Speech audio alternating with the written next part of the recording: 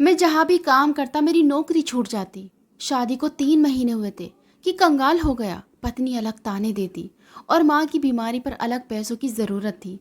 महंगाई बढ़ती गई मगर मेरे हालात न बदले। बच्चे आए दिन फरमाइश करते तो मैं मुंह छुपाता फिरता। आखिर एक स्कूल में चौकीदारी शुरू कर दी। दिन रात मेहनत करके 5,000 सैलरी मिलती। ऊपर वाले से शिकायत करने लगा कि तू सिर्फ रिश्वतखोरों और बेईमानों को देता है, फिर मुझ जैसे ईमानदारी से कमाने वाले क्यों खाली हाथ रह जाते हैं। मैं सैलरी लेकर घर जा रहा था कि जब घर पहुंचते ही मेरे होश उड़ गए, क्योंकि मेरी सैलरी पिछले 3 घंटों से मैं यहाँ पर चिलचिलाती धूप में लाइन में खड़ा था, सिर्फ इसलिए कि मुझे कुछ सस्ता राशन मिल जाए। सरकारी स्टोर पर इतनी लंबी लाइन थी कि बार बार धक्कों की वजह से मुझे काफ़ी परेशानी का सामना करना पड़ा था। लेकिन इसके बावजूद मैं इसी कोशिश में था कि किसी न किसी तरह यहाँ से कुछ ले सकूं और सौदा लेकर ही जाऊं। चिलचिलाती धूप तो जैसे मेरे दिमाग को गर्म कर रही थी, मगर फिर भी ढीठ बनकर खड़ा रहा। कभी सर पर हाथ रख लेता तो कभी अपने हाथ में मौजूद रुमाल को अपने सर पर रख लेता था कि किसी तरह इस गर्मी की शिद्दत को कम कर सकूं। कितने घंटों खड़े रहने के बाद मेरा नंबर आया था, लेकिन तब तक स्टोर बंद हो चुका था। वहाँ पर खड़ा सामने वाला लड़का कहने लगा कि स्टोर बंद होने का समय हो चुका है, अब आप कल दोबारा आइएगा। मुझे तो ऐसा लग रहा था कि जैसे मैं कुएं के पास आकर भी प्यासा ही रह चुका हूँ। लास्ट टाइम पर किसी ने कुएं में फेंकी जाने वाली बाल्टी तोड़ कर रख दी हो। मैं परेशान था, उस लड़के का चेहरा देखने लगा। बड़ी बेचारगी से कहने लगा कि मैं पिछले 4 घंटों से धूप में खड़ा हूँ, अब जाकर मेरा नंबर आया है। एक तो वैसे ही धक्के लगकर मुझे सबसे आखिर में कर दिया गया था। अब मुझे कुछ तो राशन दो, 5 मिनट भी नहीं लगेंगे, मैं लिस्ट बना कर लाया हूँ, तुम जल्दी से मुझे सौदा दे दो। लेकिन अगले ही पल वो स्टोर के दरवाजे बंद कर चुके थे। कहने लगे कि ओ भाई, तेरे कानों में हमारी आवाज़ नहीं पहुँची? जब कह चुके हैं कि स्टोर बंद हो चुका है, कल आना, तो फिर क्यों चढ़े जा रहा है? जा, इतना ही तेरे घर में सब भूखे हैं तो जाकर दूसरे स्टोर से राशन ले ले। मैं जो समझ रहा था कि शायद वो मेरा एहसास करके मुझे कुछ राशन दे देंगे, मगर ऐसा कुछ नहीं हुआ था। वो तो उल्टा मेरे मुंह पर स्टोर का दरवाज़ा बंद करके जा चुके थे और मैं खाली खाली आंखों से अपने हाथ में मौजूद पुराने से 100 के 2 नोट देखते हुए रह गया।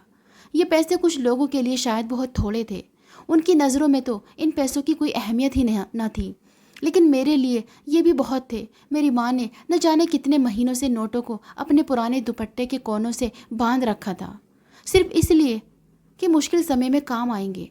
मैं जहाँ पर मजदूरी करता था वहाँ पर कुछ मजदूरों के साथ मेरा झगड़ा हो गया। वो लोग तो बड़े ही तेज़ तरार थे, लड़ाई झगड़े के माहिर थे, और मैं ठहरा अपनी माँ का इकलौता भोला भाला बेटा। इन उतार चढ़ाव और लड़ाई झगड़ों से मुझे हमेशा मेरी माँ ने दूर ही रखा था। लेकिन जब मेरी माँ को पता चला तो उन्होंने मुझे दोबारा वहाँ पर मजदूरी करने के लिए भेजा ही न था।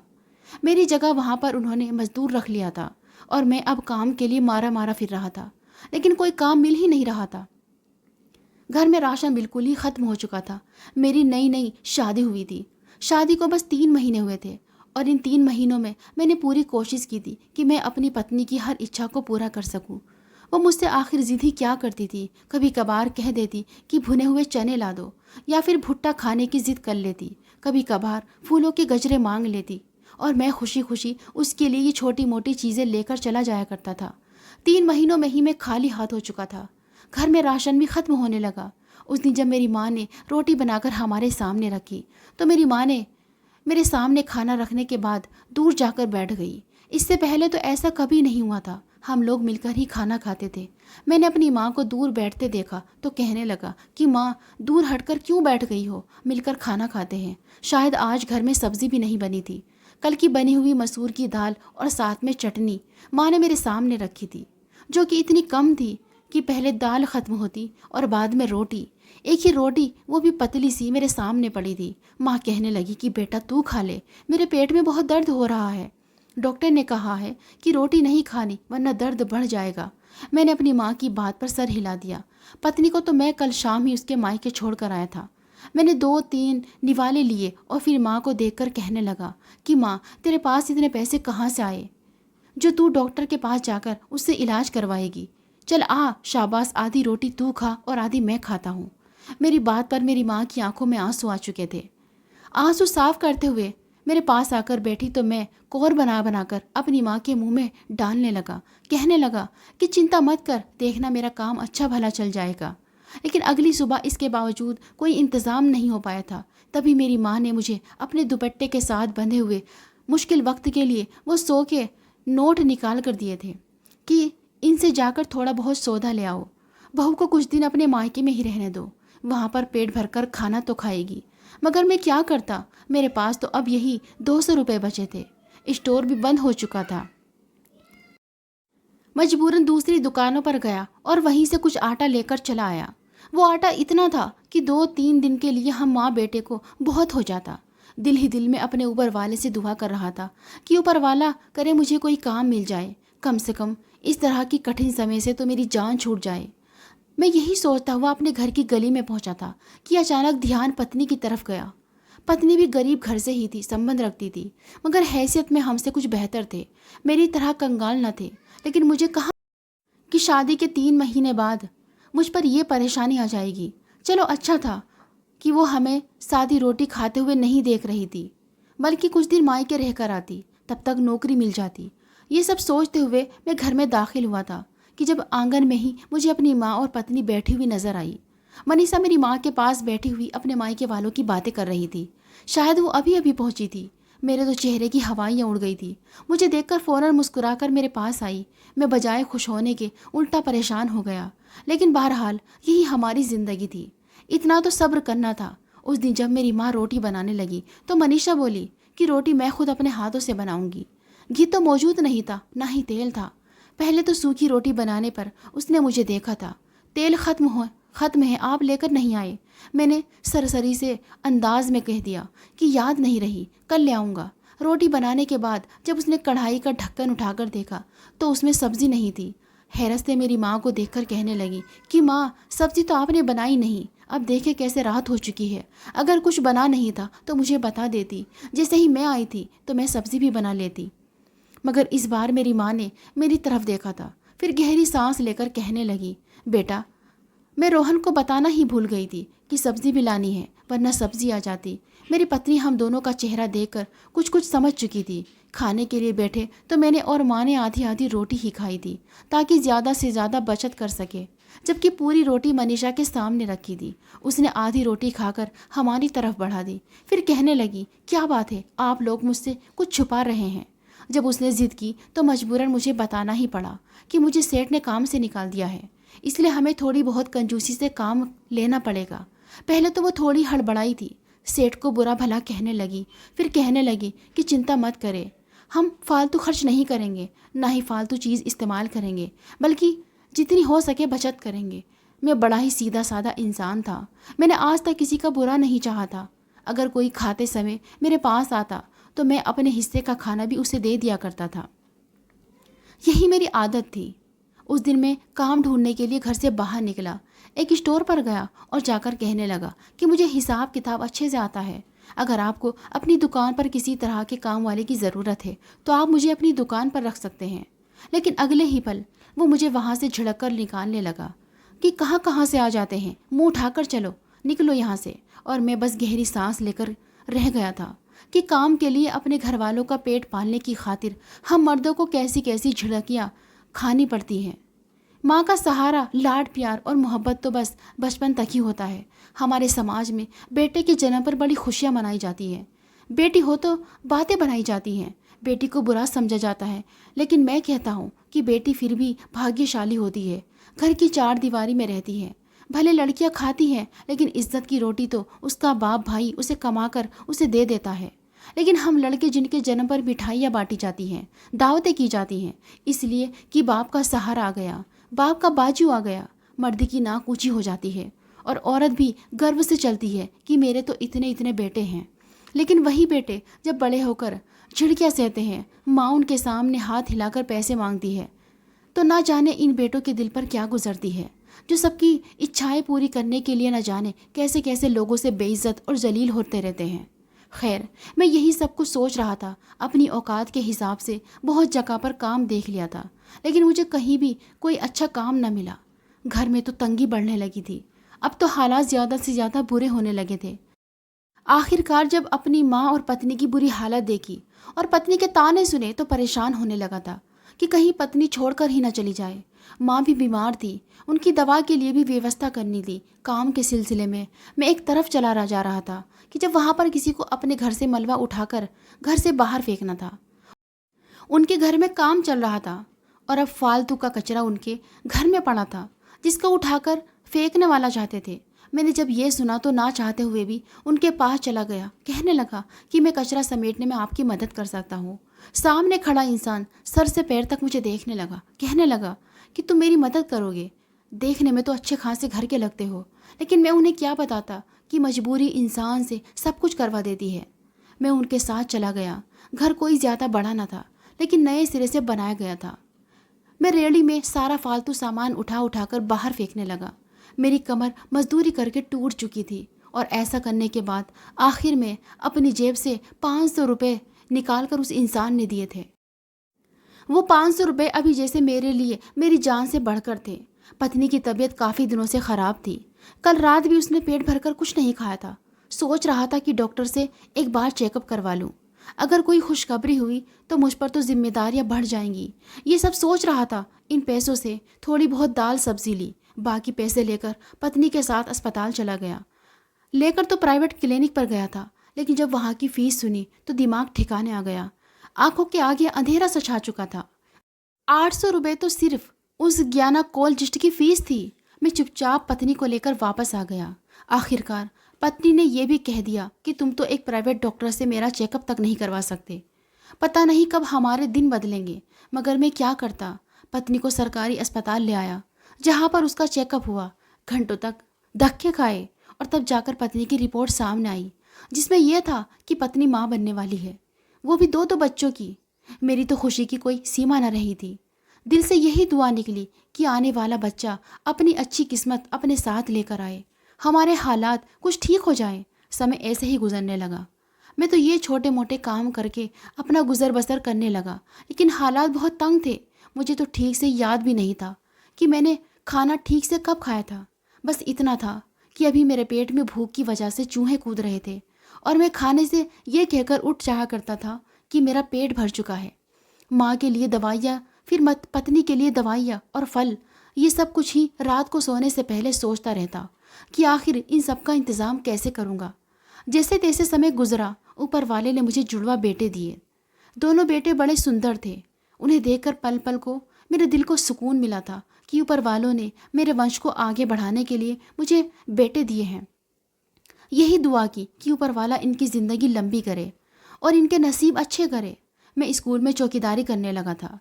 रात का समय मुझे इस स्कूल में चौकीदारी करनी होती थी, लेकिन चौकीदारी करने की मुझे सिर्फ 5,000 मिल रहे थे। अगर ये आज से कुछ साल पहले होते तो मेरे लिए बड़ी अहमियत रखते थे, लेकिन अब यही 5,000 मुझे कम लगने लगे। कितने समय से मैंने पेट भरकर खाना भी नहीं खाया था और ना ही अपने लिए कुछ खर्च कर सका था। मेरे तो सारे कपड़े भी फट चुके थे। मुश्किल से पत्नी और बच्चों की ज़रूरत, माँ की ज़रूरतें पूरी कर रहा था। अभी भी सैलरी मिलने में 10 दिन बाकी थे, लेकिन सैलरी पहले ख़त्म हो चुकी थी। जेब में सिर्फ 500 रुपये थे। मैं शिकायत भरी नज़रों से आसमान की तरफ देखने लगा। कहीं ना कहीं मेरे दिल में शिकवा सा आने लगा था। उस समय मैं अकेला था। धूप बड़ी ज़ोरों से मेरे सिर पर थी। सूरज तो जैसे उबल रहा था और मैं बैठा हाँफ रहा था। हाथ से अपने सर पर छाया किए सोचने लगा कि आखिरकार मेरा कसूर क्या है। मैं तो बड़ा धार्मिक इंसान था, कभी बुरे काम नहीं करता, बस ईमानदारी से कमाने के पीछे पागल हुआ पड़ा था। पहले सिर्फ माँ और पत्नी थी, अब तो दो बेटे भी हैं जिनकी जिम्मेदारी है। कल को उन्हें स्कूल में डालना है। फिर बीमारी और मुसीबतें अलग मुझे घेरे हुए हैं। आखिर मैं अकेली जान ये सब कुछ कैसे करूँगा। अभी तो मेरी इतनी उम्र भी न थी, फिर भी मेरे सर और दाढ़ी के बाल सफ़ेद होना शुरू हो चुके थे। सिर्फ और सिर्फ इन परेशानियों की वजह से जो 5,000 मिलते थे वो महीने से पहले ख़त्म हो जाते थे। मैं और भी कई जगह पर नौकरी ढूंढने में लगा था, मगर नौकरी मिलती ही न थी। पहले जो यहाँ पर सैलरी मुझे 3,000 मिल रही थी, सुबह शाम यहीं पर चौकीदारी करने के बाद वो 5,000 कर दी गई थी। बहरहाल मैं अपने ऊपर वाले से शिकायत करने लगा कि अब तो मेरे दिन फेर दे। कितने साल गुजर चुके हैं, इस तरह की मुसीबतों से घिरा हुआ हूँ। ये 5,000 भला मेरे किस काम के। इनसे ना ही मैं अपने बच्चों की इच्छाओं को पूरी कर सकता हूँ और ना ही कभी उनकी मनपसंद चीज़ ला कर दे सकता हूँ। अरे वो तो मुझसे कोई फरमाइश कर दे तो मैं बस बात बदलने में लगा रहता हूँ, किसी तरह बच्चों की बात को अनदेखा करके उनका ध्यान बटा सकूँ। कितनी देर मैं अपने ऊपर वाले से शिकायत करता रहा कि दुनिया में तो लोग रिश्वत और हरामखोरी करके लाखों करोड़ों रुपए कमा रहे हैं और एक मैं हूँ जिसे बस 5,000 की घंटी से बांध दिया गया है। कितनी देर ऐसे ही गुजर गई। उस दिन मुझे सैलरी मिलनी थी। जब स्कूल के मालिक ने 5,000 निकाल कर मेरे हाथ पर रखे तो मैं उसके हाथों में नोटों की गड्डी देखता ही रह गया जो उसने अपनी जेब से निकाली थी। उसकी जेब में इतने ज़्यादा नोट थे जिनमें से मेरी सैलरी के 5,000 निकालना था, जिसे दरिया में से एक बाल्टी पानी भरने के बराबर था। मैंने गहरी सांस लेकर के और उदासी से वो 5,000 ऐसे पकड़े जैसे इनकी मेरी नज़र में कोई अहमियत ही ना हो। इन पैसों को मैंने हाथ में लिया और फिर घर आने लगा। वो पैसे मेरी मुट्ठी में ही थे। चलता चलता मैं घर तक आया था। मेरा दिल आज बहुत बेचैन था। घर आया तो आकर सामने बिस्तर पर बैठ गया। पत्नी, बच्चे और माँ खुश थे, जानते थे कि आज मुझे सैलरी मिलने वाली है। मुझे घर पर देखकर मेरी पत्नी कहने लगी कि पहले तो आप सैलरी मिलने पर बहुत खुश होते थे, मगर आज आपका चेहरा क्यों उतरा हुआ है। मेरी माँ भी वहीं पर आ चुकी थी। मैंने उनके सामने भी ऐसे ही गुस्सा करने लगा। मैं कहने लगा कि क्या फ़ायदा इस सैलरी का, 2 वक्त की रोटी ही मुश्किल से मिलती है। इसके अलावा ना मैं अपने बच्चों की इच्छाएं पूरी कर सकता हूँ और ना ही तुम्हारी माँ और बच्चों के लिए कुछ ला सकता हूँ, बल्कि इससे तो सिसक सिसक कर उठ घुट घुट कर हमारी ज़िंदगी गुजर रही है। खैर, पैसे लो और माँ के साथ जाकर सौदा ले आओ। मेरा दिल तो ऐसे कर रहा था कि जैसे किसी कुएं में कूदकर या किसी ट्रक के नीचे आकर अपनी जान दे दूँ। मेरी ये बात सुनकर मेरी माँ मुझे डांटने लगी थी कि ऊपर वाले से ऐसे मायूस नहीं होते। अरे वो भी तो लोग हैं जो रोटी के एक टुकड़े के लिए तरस रहे हैं।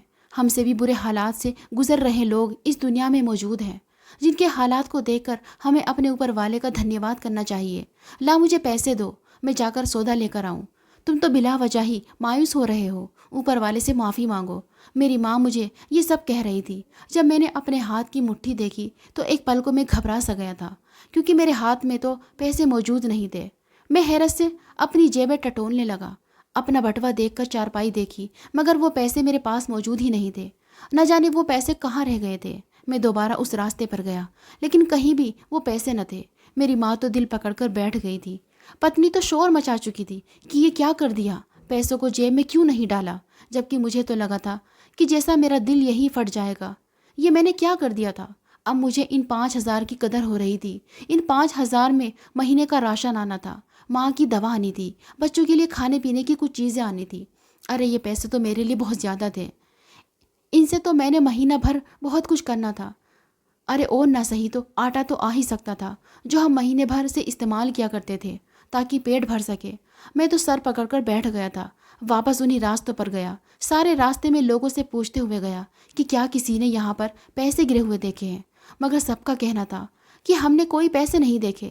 अगर किसी को मिले भी होते तो कौन बताता, सबको अपनी जेब की पड़ी थी। मैं ऐसे ही परेशान हाल में लौट कर घर आया। मेरी माँ और पत्नी कहने लगी कि कोई बात नहीं, शायद हमारे नसीब में यही यही था। दुआ करो कि वो पैसे किसी ऐसे इंसान के हाथ लगे हो जिसके सच में उनकी ज़रूरत हो। सकता है कि कोई हमसे भी ज़्यादा परेशान हो और ऊपर वाले ने हमारे पास मौजूद पैसों से उसकी मदद कर दी हो। उसके लिए तो ये बात किसी से कम नहीं होगी कि कैसे रास्ते में पड़े हुए इतने ज़्यादा पैसे मिल गए। ज़रा सोचो, अगर वो कोई गरीब या कोई दिहाड़ीदार मजदूर हो जिसके घर में कुछ भी मौजूद ना हो, अगर उसे ये पैसे मिलेंगे तो उसकी तो होली दिवाली हो जाएगी। आज वो हमें ढेरों दुआएं दे रहा होगा।